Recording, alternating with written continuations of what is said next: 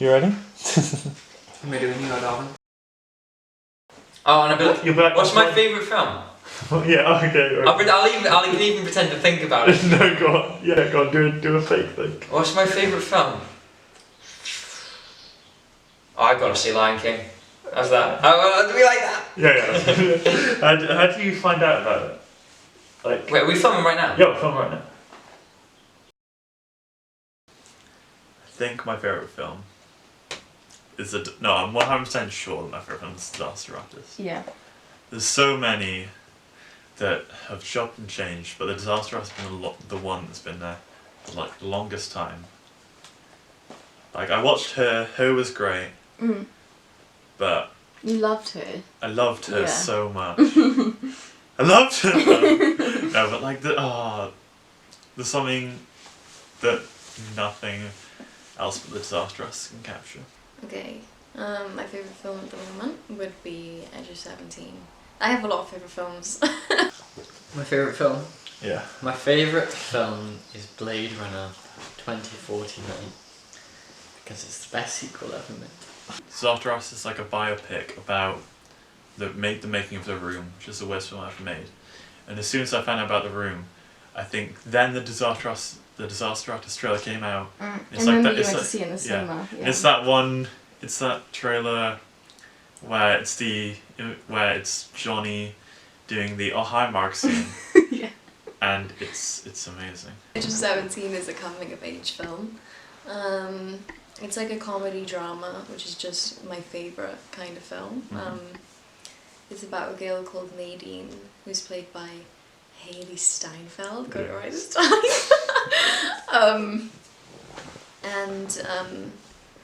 It's just a really light-hearted. I'd say it's quite light-hearted coming of age film. It gets emotional. Yeah, because I've seen a clip from it. Isn't there a bit where she tells someone she's going to kill herself? Yeah. But apart from that, it's hilarious. But still, that bit is really light-hearted. Okay. Because she's just sent like the most embarrassing text to like the guy that she likes, and she just runs straight to her history teacher, and she's like, "I'm gonna kill myself. I'm gonna jump in front of a van." But she's like, you can't really tell if she's like serious or not. But she's quite okay. I must watch that out of context. She's quite like a humorous character.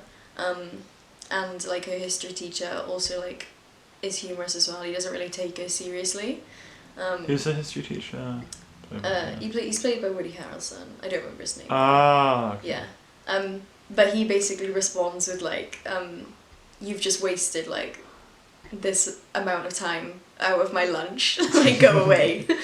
They have like the weirdest relationship, and in the end like they're like really close. Not like close, but like she goes through like something, and like he's there to like help her. Okay. And it's really nice. Does he become a sort of father figure? You talked about the dad dying definitely. Earlier. I wouldn't say like a conventional father figure, but like he picks her up from like this terrible date that she went on. Okay. Yeah. And I think that she might have like called him because he gave her her number like previously. And like she Woody Harrelson. Yeah, I know. And she like goes to his house. And he's got like a wife and children, but like she's just like so surprised because he comes across as like such a misery guy. Yeah. The first time I watched the second one, was when I was recommended the film to me by I think you even. I think you might have been talking about the original. Fuck, really? I can't remember. Maybe you. Well, I don't know. Someone recommended the original to me, and I was just like, well, it might have just been in general, like Blade Runner is known as a really good film. So I watched the original, and then I asked Mum to go out and get me the Blu-ray. She got me the DVD.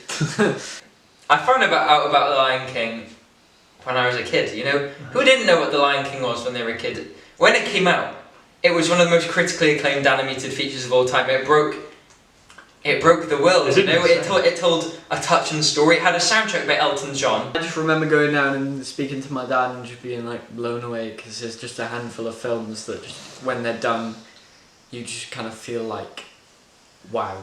No, so, you know, I thought, I haven't seen this for years. I might as well watch it. I thought it was going to be, I was expecting a solid film. Like, it's a Disney classic. What I wasn't expecting was to come out of it thinking, wow, that's one of the greatest films I've ever seen, because I watched that. The songs are hypnotic. They are good.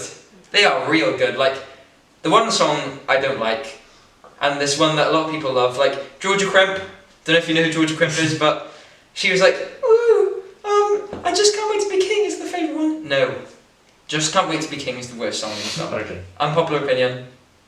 Because, like, the other films, they have emotional power. There's one where Scar sings it, I think it's Be Prepared. Yeah. He's riling up his army of, like, hyenas and stuff. When Can You Feel the Love Tonight? That's Simba and Nala reuniting after, probably been like 10 years or something since they last saw each other. When Kay's told that he's nothing special, because he thought that he was Harrison Ford's, I keep calling it, Deckard's son. He thought that he was the special one that we're used to seeing in these sort of films. And then he's told that, no, we all thought that, but you're wrong. You're nothing special. I don't know, that kind of just hit me in the feels. The actual story isn't really relatable to me, but like Nadine as a character, when I first watched it, I just love it. She's been my favourite like film character for like a long time, because she's so relatable.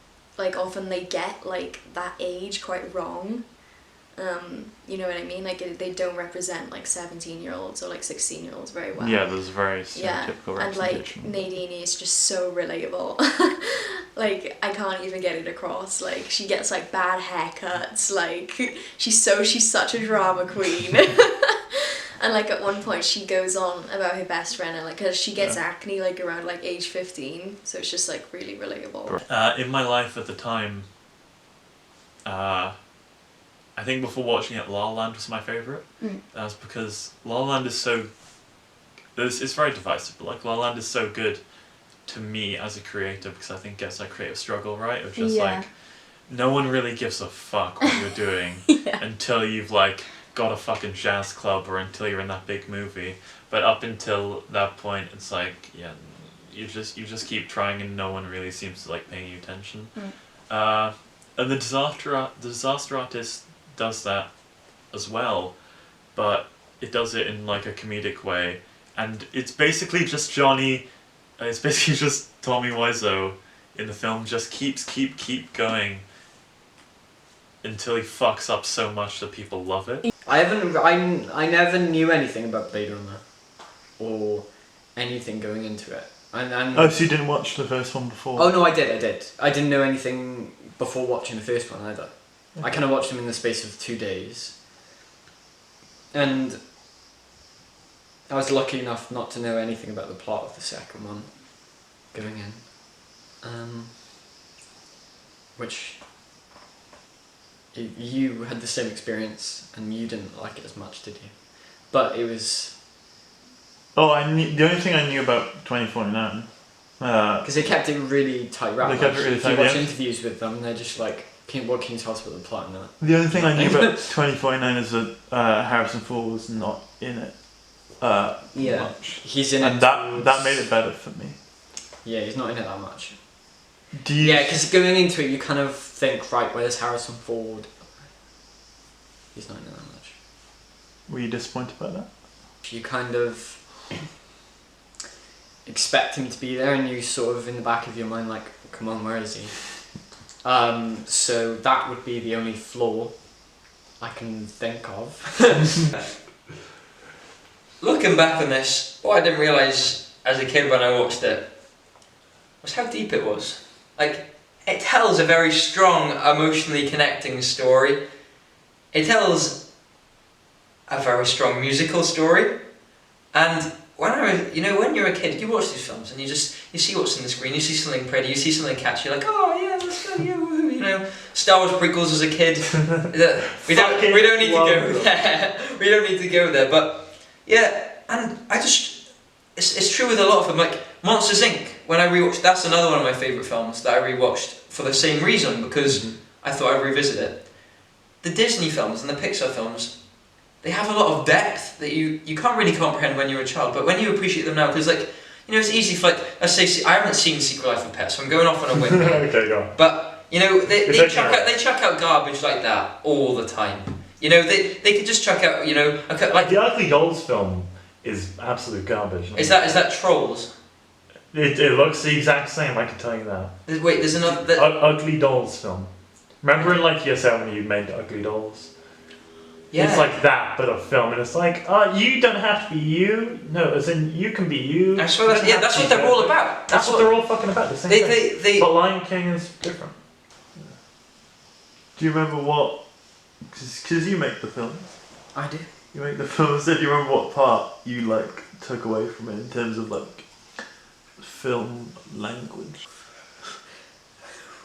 What an odd question. The best bit of film in the film is during the end when there's a shot of, there's a door into the cinema where they're premiering the room, and then there's Tommy and Greg, so like it's like cinema here, door, the characters, and the camera's facing this way, so it's like them, and in the middle is all the screen and like the audience and stuff. And it's at the point in the room where Johnny's gonna kill himself. Everyone's going, do it, and like it's really fucking dark. So they're all like, they all like hate this character so much they want him to kill himself on screen. But it's at this pivotal moment for Tommy, because throughout the film he's like comparing himself to great directors like Alfred Hitchcock, and he's like, think Alfred Hitchcock was nice to actor, and because he's like being dicks to all the actors. But yeah, and Greg just points to them and is like, I bet Alfred Hitchcock never got anything like that, and it's like all these people rallying behind the hate for this one character, and they're like, yeah, there's no way Hitchcock fucking did that. Fucking Tommy Wiseau can do it. And it's this dark moment of him saying do it, and it's just Tommy smiling because he's realised that like he shouldn't have been striving towards being it's this moment where he realises that the best directing he can do is while being him, not trying to be anyone else. It's just by trying to make some and it's also the film when he writes it is this drama, but we've seen The Room, and it's a fucking comedy, and he just realizes that, you know, it's not the thing that he wanted to make, but it's this totally new thing that he's made that he never wanted it to be, but he sort of likes what it's become. I watched it more entertainment-wise, I believe, because the story is what really enticed me. Like, obviously I can appreciate like film form, but Edge of 17 is a bit more like mainstream, but the story is like not mainstream at all, so that's what I really appreciated when I was watching it, was definitely the entertainment aspect of it, not the cinematography. I don't even think I could tell you like a good example. Like, obviously there are good examples, but nothing like really stood out to me. It's not like a very artsy film. Just the visuals in 2049, it kind of all flows, and it's just one big fat masterpiece in my mind. The aesthetic of the film like really matters to me as well. I think it really informed my aesthetic, I guess. Like it's good. It's like a lot of warm colours and a lot of like green. Yeah, it's like grey and like all these like warm colours. I think really make LA like look a lot cooler. Yeah. It's like it doesn't feel like this perfect glamorized Hollywood. It feels like this. Oh, sometimes it's a bit shit in Hollywood. It tells a plot that is very complex and deep. Like, you know, Simba is banished from his kingdom because he's framed for the death of his father. Not even framed. Scar tells Simba as a kid that he is responsible for his own father's death, even though that we, the audience, watch Scar in the famous "Long Live the King" scene, where he and it's what's his dad's name? I've actually forgotten his dad's name. Mufasa. Yeah, Mufasa. Oh, that's a really good scene. Like the hyenas are like talking to each other, and like one of them goes Mufasa, and they're like, say it again, like Mufasa.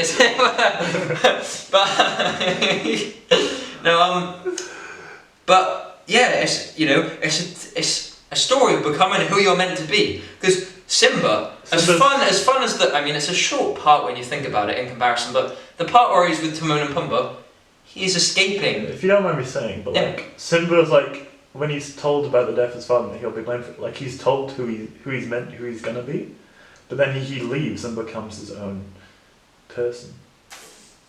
I don't know if that's Scar. If that's what you were going for. But No, Scar wants to be king. So when Scar tells him that his father's... No, Nala is the one. Nala comes in and tells him that he needs to be king. He knows in his head that he needs to be king, but, you know, let's face it, if you're a kid, your dad just died and your uncle tells you it's your fault, and you live in the African plains as a lion, I think I would probably run away too, to be honest. But, no... I don't think... This became a therapy session, really. Yeah, this has become a psychoanalysis of the Lion King. I think my age did impact it because I was 15 when I first saw it.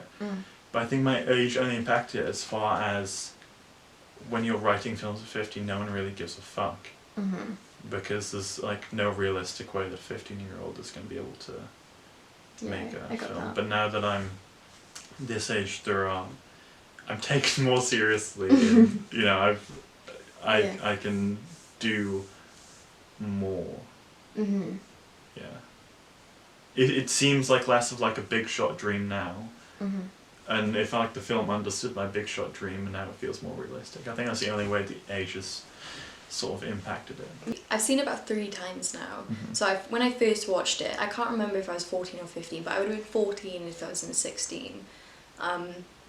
So when I first watched it then, I related to her like a lot. I had like bad acne, I was just so like awkward in myself. And like I related to her a lot more. Now that I'm like 16 and 17. Now that you're on the edge of 17. Yeah, now I'm on the edge of 17 literally. But I feel like I related to her a lot more when I was younger. I feel like I've matured a lot more. And she's just a little bit, not immature, but she's like really over dramatic and like... she's jealous, you know, she gets insanely jealous of her brother like all the time, and I feel like if I ever did feel like that, I've like completely grown out of it. But other stuff I completely relate to.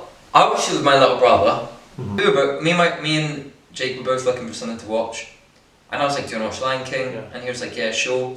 So we started watching Lion King. This is going to be like me like taking a big leap. Do you feel like you watching it to like pass on something? To be like, I loved this as a kid, and maybe you, because we have similar tastes, you might like it too. Oh well. Do you feel like it was like the passing on of a baton, as they say? Yeah, I feel like I passed on my love of Lion King to him because he's never watched it properly at all. He knew. I can't even really say he knew the general plot. You know, like in the final fight between Simba and Scar, he was genuinely sitting there scared, worried that something would happen to Simba or something. Like, I passed on my love of Lion King to him. I was happy to do it. You know, it was nice. I mean, obviously, it was more of a childhood nostalgia love, but it's now been imbued with an actual love for the film. So. There's certain joy in showing someone something that you really love, and then being like kind of like excitedly nervous, where you're like, are they gonna like it too? Yeah. But then you're also like, I'm loving that I'm able to show it to someone, and you sort of rewatch it first time through showing it to someone, because you're like, oh, that's what I went through when I was watching. Yeah. You're like, oh, that's what I was like. I watched it in the cinema with my friend Ben, and then I watched it again with Alex, and we both liked The Room. Then also I think we were both on similar creative journeys. Where at the point now where we're both making films, but at that point we were both like desperately writing hunks of shit. If you go back and read what the fuck we wrote terrible shit. Yeah. I hope Ben can agree on this. It's not like, no, how dare you? Adam was so amazing. How Train Your Horse, I still find How Train Your Horse quite funny. Yeah. And the fact that we were doing stuff that was similar to what they were doing in the films and keep on trying to make something, I think that impacted. Yeah. Because we both sort of understood it in a way that like a normal audience member who fucking works a 9-to-5 finance job isn't gonna take away from it. Did you watch it like alone when you first watched it? Yeah, I watch films alone mainly. Like unless it's like in the cinema, I don't really like want other people there. I kind of like to just experience it myself, and obviously that's always good. Yeah, and obviously this film like is is a tear-worthy film. Sometimes, like there's just like. You don't want to be with your bros and you're crying. No, your no, bros aren't no, crying. not with this film. Bros. Like, I don't know, like a film like Anchorman. Yeah, I want my bros there. Yeah. The music element for me of Lion King was very strong because with the recent release of Rocket Man, Elton John has skyrocketed up to my. Okay, excuse the pun. I don't even say Rocket Man in the same sentence. But no.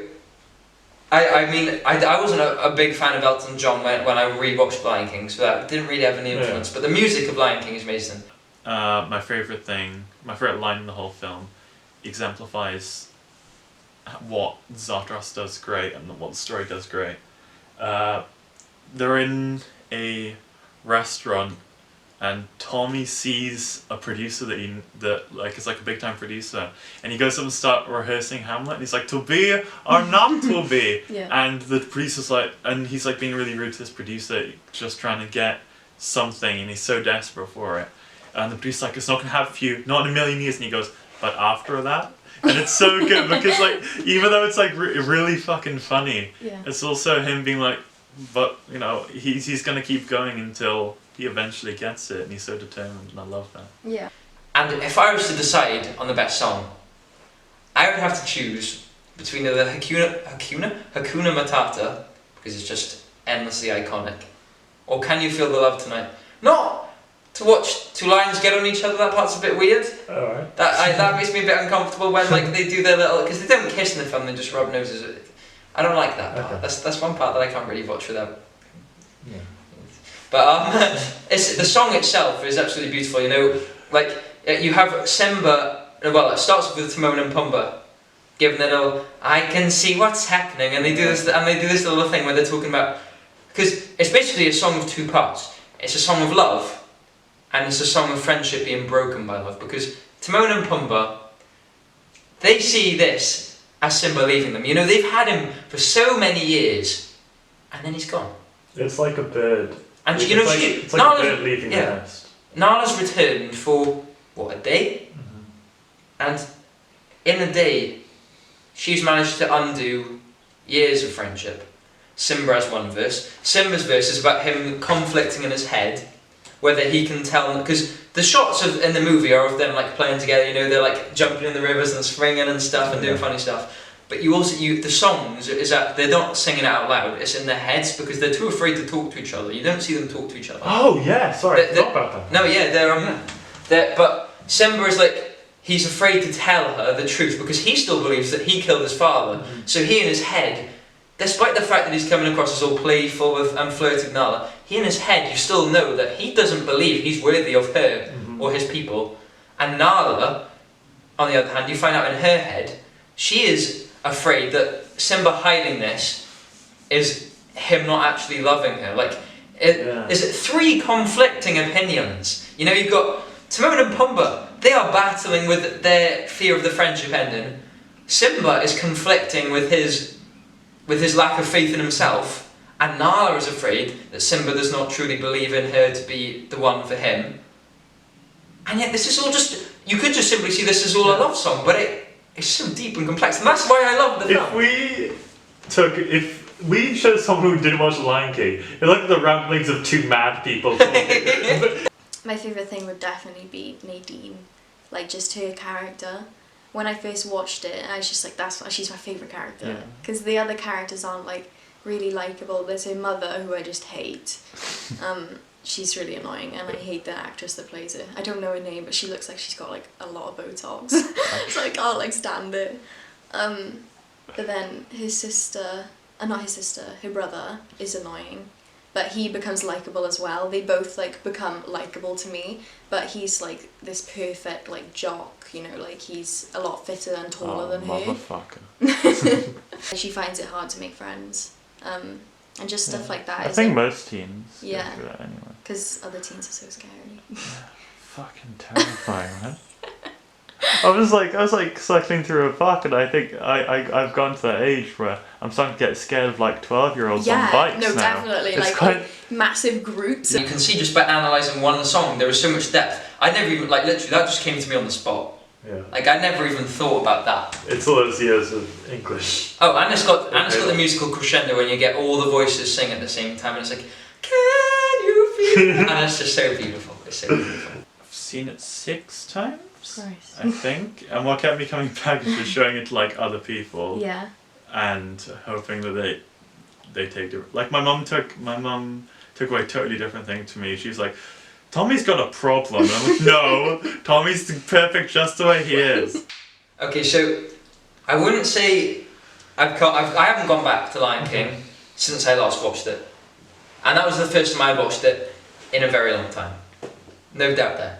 I've probably watched it countless times in my childhood, and one of the things that brought me back to it was the game on the second disc. You get to go on a safari with Timon and Pumbaa, and for the quality that you normally get of those old games, that they'd probably be like some cheap, like, I don't know, most of the time they're a bunch of rubbish, but this one was literally a fully 3D animated first person safari, choose your own adventure, and like, you know, there'll be a path, go up the mountain, go through the lavary cave, and then when you're in the lavary cave, go in the path for the hyenas. You could literally die in it, mind. You could literally, there was some dark stuff. Actually, I think no matter where you choose to go in it, you always end up dead. Now that I think about it, that's teaching you can literally, you can drive. I need to go back to that. It was so much fun. It's really nice to like see teenagers like coming of age, because like obviously I'm doing the exact same. Yeah. Do you feel like it changed on, because you watched it at 14, 15, 16, do you feel like it changed on different viewings, or? Not necessarily. Did you view anything sort of differently in the film? Yeah. Maybe like the death of her father, because like obviously my father's still alive, but like it makes it like a lot more clearer, because like I'm older and more mature, so I can like interpret like the scene differently, because like the fear, you know, like it like brings fear rather than like empathy like it did when I was like 14, 15. Yeah. So because like obviously our parents getting older, not that old, sorry your parents if you see this, but you know what I mean, like I just say that I read a couple of scenes differently. Overall the film is still the same. Yeah. It's still just a comedy drama that like just like really quite, it either makes me upset or cheers me up. You know what I mean? It's like that kind of. If I was to take anything personal away from the film, I would say all it did really was imbue my love for two-dimensional animation. You know, the classic. I mean, if I could animate, then Lion King would probably be my. I can't. I don't have the time or patience. You'd like a Lion King fan. I would no. But Lion King will probably be my inspiration, because that and say Beauty and the Beast, I feel they are the pinnacles of Disney animation. You know, these days they make all these complex CGI movies and stuff. I mean, you know, it works for like Incredibles. That wouldn't be the same if it was a 2D movie. No. Monsters Inc. The 3 dimensions allowed to give the monsters unprecedented creativity and personality. Yeah. But the animation of this is the perfect time to bring up the reboot. Animation. The original has so much personality in its animation, which is what the new one is lacking. I mean, I posted a photo the other day, and it shows 4 characters from the original version that I love, and the 4 character posters from the new one. In the original one, they all have their own flares, their own designs. They have character. You can tell they are lions, but they are given characteristics that make it feel like they look like they make sense, that they could be alive and talking. Mm-hmm. I mean, obviously lions are alive, but whereas in the new one, what's a lion? They look no. Sorry. They look like lions. Yeah. Because I remember I was watching an interview with Andy Serkis on his Mowgli film he made. He made him like a really gritty adult adaptation of The Jungle Book. I don't know if you've heard of it. Yeah. But, he said the most important thing to do when including like CGI talking animals and creatures like that is to not make them photorealistic. You have to give them certain defined features that make them look like give them human features, so it makes sense when they talk. After watching it, I don't necessarily go upstairs, go on my computer and just like Blade Runner facts or anything like that. It's I'm more kind of just have that sort of feeling to create something. and it's kind of like an itch sort of thing. It's less of a. I love this film so much, which I do. So it was more inspiring to you than you wanting to look into it. Do you think that the filmmakers intended it to be the way that you read it, like that? No, I think it's just intended to be a biopic telling the story, because the story wasn't incredibly well known. It was it's a pretty big book, the original book, and I don't think,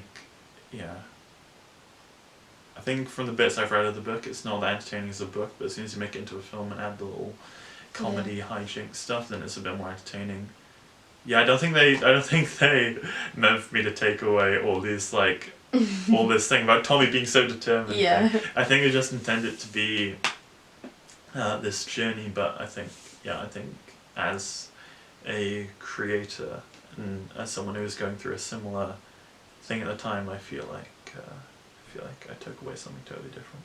I think that Nadine, as when she was actually my age in the film and when I was watching it, so she would have been around 14, 15, and she went through she had bad skin, and she went through that whole palaver with herself. Yeah. But there's a bit where she God, this is gonna get deep. You're asking me deep questions. Wait, I wrote down what she says. She says to Krista, her best friend, she says that I hate the way I look when I talk. When I chew gum, don't ever let me chew gum. Okay. So, cause she's super drunk at this point, but she says those lines, and that just really hit me, because I used to hate the way I looked when I ate. Yeah. So I was just how did they get that so right? You know, how did they know you so well? The script writers, how did they get that line in there that I relate to so much? I've never related to something more than that. I was just that is exactly how I feel, and that's just what made me love it so much. A lot of the stuff. That's an incredible coincidence. I know. A lot of the stuff that Nadine says, I've just thought or said before. So it's that's why I loved her so much. Not because she's so much like me, but because I have that character on screen that is so relatable to me. That line, don't ever let me chew gum.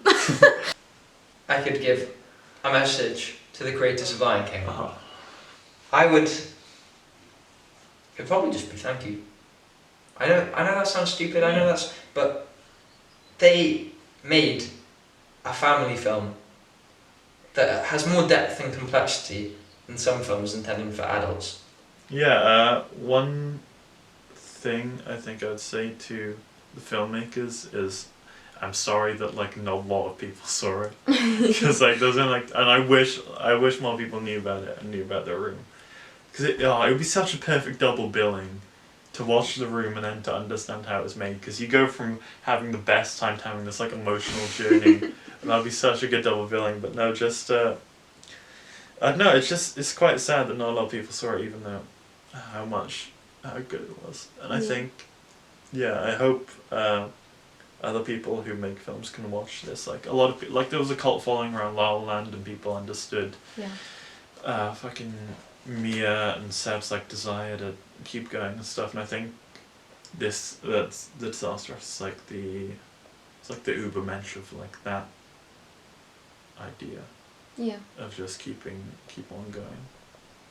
And it's just really funny. It's really well written. It's really well good. What made this your favorite film above others? Is it just a relatable story? Or? Yeah, it's just because I loved the story so much. With other films, I had other options. Big Hero 6 is one of my favorite films. I could talk about good. How good that is, or I could talk about The Godfather, but I feel with Edge of 17, I have the obligation to say how much I love it, because I really do. Yeah. I keep saying relatable. I have to stop saying relatable. Crack up, this is the story. Yeah. But because I feel it's my film, I didn't make it. You made it. But I feel it's just my film. It's you got your star sign. I feel this is just my film. Everyone has That's a good way to think of it. Everyone has their film that they just love, and like they really love like everything about it. Yeah. And that's just it for me.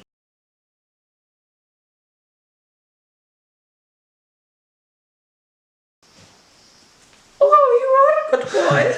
I don't know if the dog's in the shop, but there's a dog. No, it's not. Sorry, Big Boy. Just killed the dog. I've Don't actually got a musical number I wanted to share. I'm joking. Can't. Can you feel The love tonight. Okay, where's the cut one? Oh, Oh,